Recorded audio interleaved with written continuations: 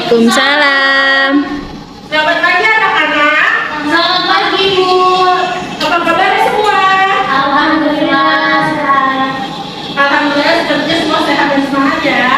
Baik, untuk awal pembuka pembelajaran pada hari ini baiknya diluruskan dulu ya barisannya. Apabila dibuang sampah boleh dibuang dulu ya.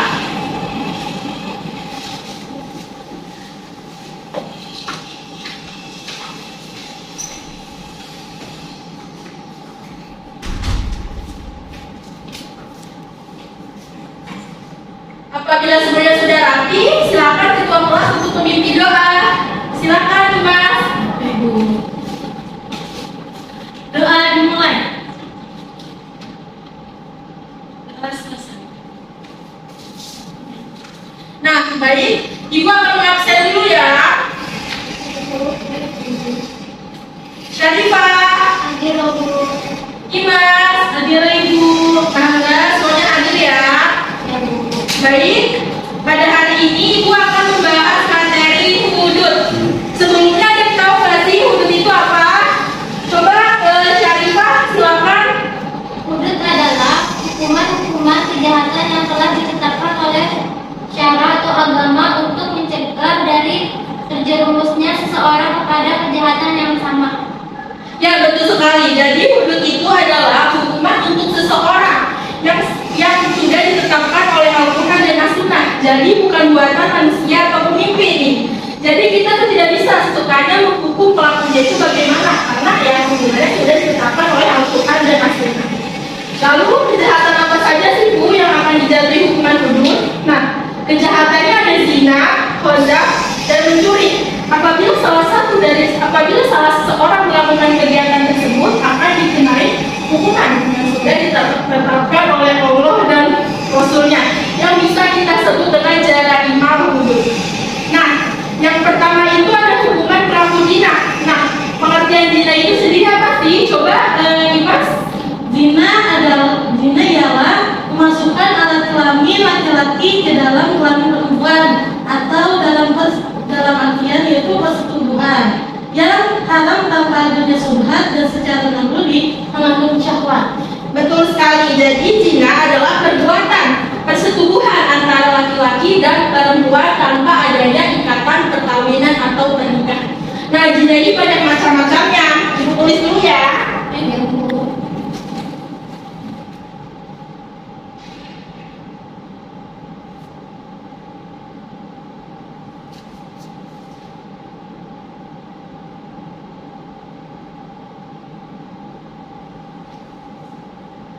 Nah, yang pertama ada zina muhsan.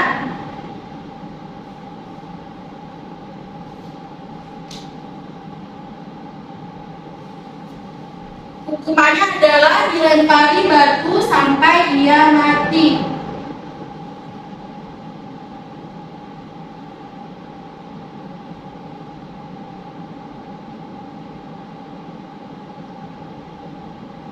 Yang kedua ada zina ghairu muhsan.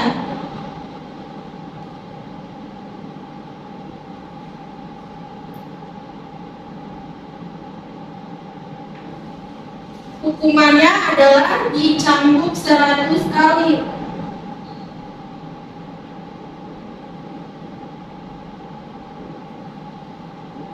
Coba silakan Syarifah jelaskan kembali macam-macam zina. Zina itu terbagi menjadi dua, zina muhsan. Zina muhsan itu zina yang dilakukan orang yang pernah terkait tali ikatan perkawinan.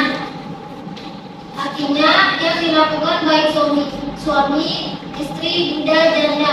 Hukuman bagi pelaku zina muhsan yaitu dirajam atau dilempari batu sampai dia mati. Nah, kalau yang kedua itu zina ghairu muhsan. Zina ghairu muhsan yaitu zina yang dilakukan orang yang belum pernah menikah.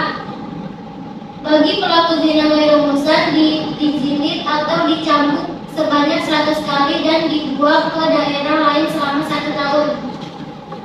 Oke, terima kasih Syarifah, benar sekali. Jadi zina adalah perbuatan yang sangat dilarang oleh Allah Subhanahu wajib untuk menjauhinya. Karena barang siapa yang melakukannya bukan hanya dosa yang dia terima, tapi juga ada hukuman sebagai resiko dari perbuatannya tersebut. Bahkan dalam kehidupannya, orang yang telah berbuat zina juga akan mendapatkan dampak negatif dari lingkungan sosial. Contohnya, kita masih pelajar nih, terus kita terjebak oleh godaan syaitan itu berzina, otomatis ya nanti kita akan hamil, jadi rugilah buat kehidupan kita dan lingkungannya. Baik. Yang kedua ada qazaf. Qazaf itu apa sih, Bu? Jadi qazaf itu adalah menuduh orang lain secara terang-terangan telah berzina, baik yang dituduh itu laki-laki atau perempuan. Contohnya seperti hai berzina atau hai kamu bukan anak bapakmu. Nah, ini adalah hukumnya adalah haram menuduh orang lain tanpa dasar kuat. Seperti itu tidak boleh ya, ada hukumannya. Hukumannya itu apa sih? Hukumannya akan dikenakan 80 kali atau 40 kali daerah atau cambuk. Tapi anak-anak, hukuman ini bisa gugur ya. Apabila yang pertama, penuduh dapat memberikan 4 orang saksi bahwa tertuduh benar-benar berbuat zina. Syarat saksinya adalah laki-laki, adil, dan memberikan kesaksian yang sama tentang tempat berzina dan waktu berzina. Yang kedua adalah dengan lisan jika suami menuduh istrinya telah berzina, yaitu tanpa memberikan 4 orang saksi. Dasar hukumnya dalam Quran surat An-Nur yang artinya, dan orang-orang yang menuduh wanita-wanita yang baik berbuat zina, mereka tidak mendatangkan 4 orang saksi, maka deralah mereka yang menuduh itu 80 kali. Dan janganlah kamu terima kesaksiannya. Yang ketiga dengan lisan. Lisan itu apa sih? Lisan itu adalah sumpah suami yang menuduh istrinya berzina.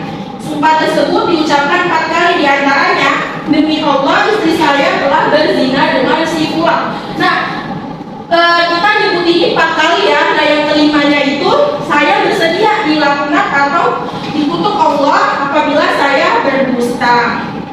Nah, jadi anak-anak, menuduh orang lain berbuat zina itu adalah hukumannya sangat besar. Makanya ada perkataan mulutmu setajam silet. Nah, setajam silet yang menyakiti hati orang lain apabila dia tidak benar-benar melakukan zina. Nah, yang ketiga ada mencuri. Mencuri apa, Bu? Mencuri adalah mengambil harta orang lain dengan jalan diam-diam dari tempat penyimpanannya. Nah, pencurian itu banyak macam-macamnya. Apa saja sih, Bu? Coba silakan Dimas membaca. Ya, Bu. Macam-macamnya, Bu. Iya. Macam-macam pencuri dan mencuri. Pencuri sugro yang pertama yaitu pencuri sugro atau pencuri kecil atau biasa, yaitu pengambilan harta orang lain secara diam-diam yang hukumnya adalah potong tangan. Yang kedua, pencuri kubro atau pencuri besar, yaitu pengambilan harta orang lain secara terang-terangan dengan kekerasan. Oke, terima kasih Dimas. Berdasarkan hadis dapat dijelaskan bahwa Imam Malik dan Imam Syafi'i berpendapat bahwa hak mencuri adalah sebagai berikut. Yang pertama, apabila dia mencuri pertama kalinya, maka hukumannya adalah dipotong tangan kanannya. Yang kedua kalinya dipotong kaki kirinya. Yang ketiga kalinya dipotong kaki tangan kirinya. Yang keempat kalinya dipotong kaki kanannya. Jika ia melakukan kelima kalinya dan seterusnya, hukumannya adalah ditazir dan dipenjara sampai dia menandakan tanda-tanda taubat. Nah, selanjutnya ada yang tahu nggak kenapa Allah membuat hukuman seperti ini kepada para tindakan kejahatan? Coba silakan Syarifah. Agar terjaganya kehormatan orang-orang muslim dan kemuliaannya, sehingga masyarakat dapat terhindar dari berbagai akhlak yang tidak terpuji, terciptanya ketenangan, kerukunan, dan persaudaraan yang kokoh diantaranya kaum muslimin atas suatu yang dengan yang lain itu. Dan terima kasih Syarifah. Jadi Allah memberikan siksaan bagi orang yang berbuat kejahatan bertujuan untuk membuatnya jerah. Apabila ia merasakan sakitnya hukuman ini akibat buruk yang muncul darinya, maka ia akan jerah dan tidak akan mengulanginya dan dapat mendorongnya untuk istiqomah serta selalu taat kepada Allah Subhanahu wa Ta'ala. Jadi Uhud bisa dibilang pensuci jiwa dan penggugur dosa. Baik, Ibu rasa waktu pembelajaran kita sudah habis ya. Sebelum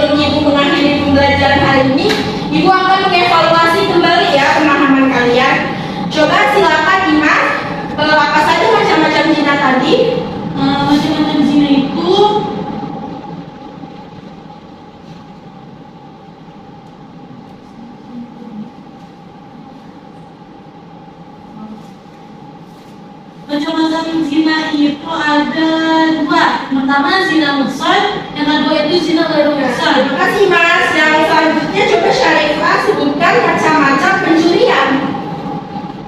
Nah, yang pertama itu pencurian subro atau disebut pencurian kecil atau biasa, yaitu pengambilan harta orang lain secara diam-diam yang hukumannya adalah potong tangan. Dan yang kedua itu adalah pencurian kubro atau pencurian besar, yaitu pengambilan harta orang lain secara terang-terangan dengan kekerasan. Baik, terima kasih ya. Alhamdulillah kalian bisa menjawab. Berarti pemahaman kalian sudah masuk semua ya.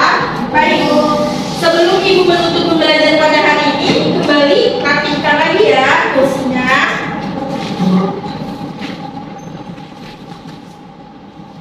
Apabila semuanya sudah rapi, mari kita tutup pembelajaran hari ini dengan hamdalah dan doa kafaratul majlis.